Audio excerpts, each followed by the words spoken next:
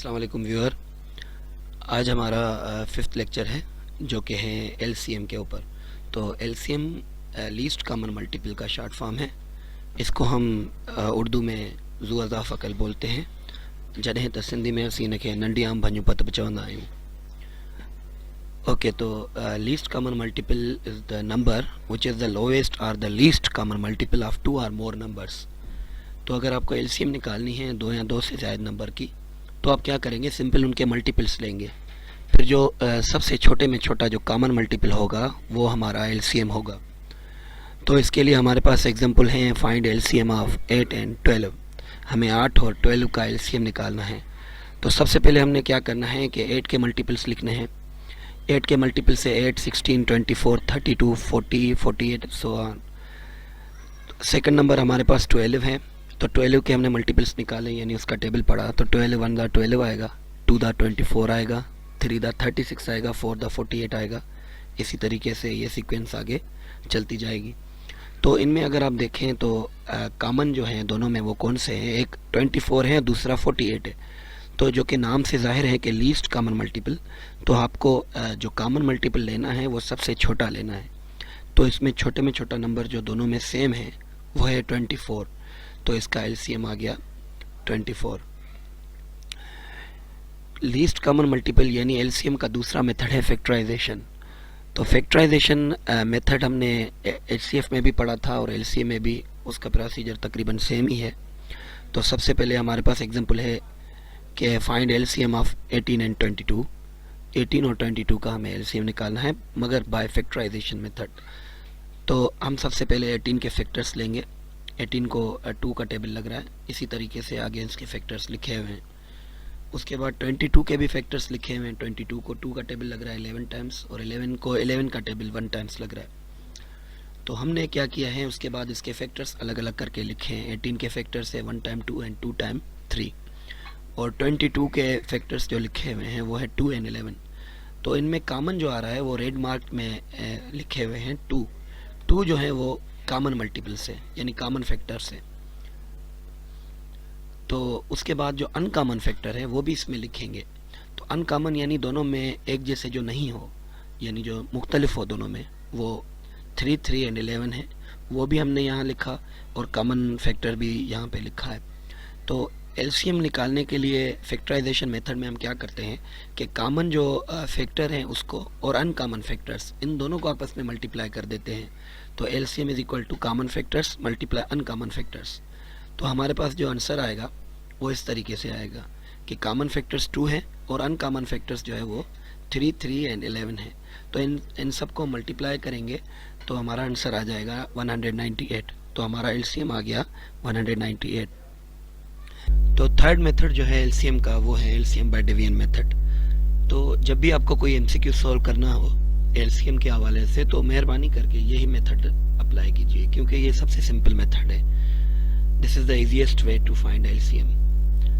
Find the LCM of 15, 25 and 50 for example. तो इसके लिए हम क्या करते हैं, इन तीनों के साथ में फैक्टर्स निकालते हैं। 15, 25 और 50 को हमने एक ही दफा लिख के, अब हमने क्या करना है, उसके बाद देखेंगे कि सबसे छोटा टेबल जो कि 2 का है वो इन तीनों नंबरों में से किसी एक को भी लग रहा है तो हम लगाएंगे। इसमें लाजमी नहीं है कि 2 का टेबल तीनों को लगाए तभी लगाए। तो इसके लिए यही लाजमी है कि एक को भी अगर छोटे में छोटा टेबल लग रहा है तो हम लगा लेंगे। तो इस केस में अगर आप देखें तो 2 का टेबल 15 को नहीं लग रहा, 25 को नहीं लग रहा, जबकि 51 नंबर को सिर्फ लग रहा है, तो हमने 2 का टेबल लगाया है। 15 को नहीं लग रहा तो हमने क्या किया, उसको सेम एज इट इज नीचे उतार दिया है। 25 को भी नहीं लग रहा तो उसको भी हमने नीचे सेम उतारा है। उसके बाद 50 को लग रहा है 2 का टेबल, जो कि 25 टाइम्स लग रहा है। इसके बाद हमने देखा कि 15, 25 और 25 हमारे पास आ गए, इनमें से किसी नंबर को भी 2 का टेबल नहीं लग रहा, तो हम आगे मूव करेंगे। तो 2 के बाद जो कि प्राइम नंबर 3 आता है, तो हमने 3 का टेबल लगाया है, जो कि एक नंबर 15 को लग रहा है और 5 टाइम लग रहा है, जबकि 25 को 3 का टेबल नहीं लग रहा और इस 25 को भी 3 का टेबल नहीं लगेगा। उसके बाद अभी 3 के टेबल की बारी भी खत्म हो गई, क्योंकि इनमें से किसी नंबर को 3 का टेबल अब आगे नहीं लग रहा। अगर लगता तो आगे भी हम 3 का टेबल ही लगाते। उसके बाद जो थर्ड पे प्राइम नंबर आएगा वो है 5। तो 5 का टेबल इन तीनों को लग रहा है, तो 5 का टेबल हमने इस 5 को भी लगाया 1 टाइम, 25 को हमने 5 टाइम लगाया। उसके बाद दोबारा हमने 5 का टेबल लगाया, क्योंकि अभी 2 नंबर हमारे पास ऐसे हैं जिनको 5 का टेबल अभी भी लग रहा है, तो हमने उनको भी 5 का टेबल लगाया और तीनों नंबरों का लास्ट में 1 1 1 बचा है। अभी हमने क्या करना है, ये जो हमने फैक्टर्स निकाले हैं इनको सिंपल आपस में मल्टीप्लाई करके एलसीएम निकालना है। तो फैक्टर्स कौन से हैं, 2 3 5 5, तो ये हमने यहाँ पे रखे हैं और इन सबको आपस में मल्टीप्लाई किया है, जो कि इसका आंसर आया है 150। तो 15 25 और 50 का जो एलसीएम आ रहा है वो है 150।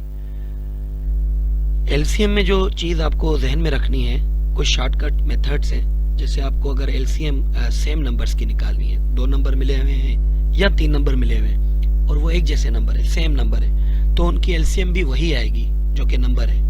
फॉर एग्जाम्पल इसमें लिखा हुआ है कि एलसीएम ऑफ 8 एंड 8, 2 नंबर है 8 और 8, दोनों की एलसीएम भी 8 ही आएगी। तो अगर सेम नंबर है तो उनकी एलसीएम सेम ही आएगी। उसके बाद है कि अगर 2 नंबर आपके पास मिले हुए हैं और उनमें से एक नंबर 1 है और दूसरा नंबर कोई भी है, अगर आपको उनकी एलसीएम मालूम करनी है तो जो दूसरा नंबर होगा अदर देन 1, तो वही इसकी एलसीएम आएगी। फॉर एग्जाम्पल इसमें मैंने एक एग्जाम्पल लिया है 1 एंड 25, 2 नंबर है 1 और 25, इन दोनों की एलसीएम 25 ही आएगी, यानी 25 आएगी। उसके बाद तीसरा जो शॉर्टकट मेथड है वो ये है कि अगर आपको 2 या 2 से ज्यादा नंबर मिले हुए हैं, आप उनकी अगर एलसीएम निकालना चाहते हैं, मगर आपको पता है कि एक नंबर दूसरे नंबर का फैक्टर है, तो फिर जो एलसीएम आएगी वो जो बड़ा नंबर होगा वही आंसर आएगा।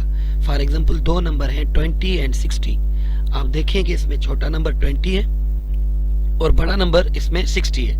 20 60 का फैक्टर है, 20 पूरा पूरा डिवाइड करता है 60 को, तो इन दोनों की अगर एलसीएम निकालेंगे तो जो इनमें से बड़ा नंबर है यानी 60, इसका आंसर 60 आएगा। उसके बाद लास्ट पॉइंट है इसमें कि जब भी आप 2 या 2 से ज्यादा नंबर्स का एलसीएम निकालेंगे तो उसका जो आंसर आएगा वो हमेशा उन नंबरों से बड़ा आएगा या उन नंबरों में जो सबसे बड़ा नंबर है उसके इक्वल आएगा। इसके लिए हम आपको प्रीवियस स्लाइड दिखाते हैं। देखें इसमें हमने 15 25 और 50 की एलसीएम निकाली है, तो इनकी जो एलसीएम आई है वो इन तीनों नंबरों से ज्यादा आई है। कुछ केसेस में ऐसे भी होता है कि जो इनमें से सबसे बड़ा नंबर है वो भी एलसीएम आ सकता है, मगर इनमें से छोटा नंबर कभी भी एलसीएम नहीं आएगा, या इन नंबरों से छोटा कभी भी एलसीएम इसका आंसर नहीं आएगा। Thanks for watching.